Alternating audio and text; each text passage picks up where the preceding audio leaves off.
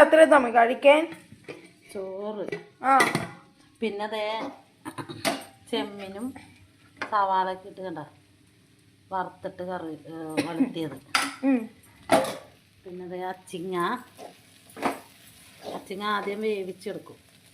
എന്നിട്ട് ഇങ്ങനെ ഫ്രൈ പോലെ ഒരുവിധം ഫ്രൈ പോലെ ആക്കിയെടുക്കും.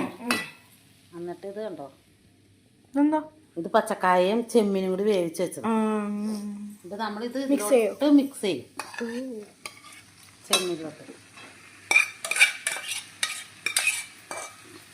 നല്ല ടേസ്റ്റാണ് കഴിക്കാം. ഇതെല്ലാം കൂടി നമ്മൾ മിക്സ് ചെയ്യണം. ചെമ്മീനും പച്ചക്കായും ചിങ്ങയും എല്ലാം കൂടി അങ്ങോട്ട് മിക്സാക്കി കഴിക്കാൻ നമുക്ക് ടേസ്റ്റ് അറിയാമോ. നോക്കിക്കേ, ഇതുണ്ടോ കണ്ടോ.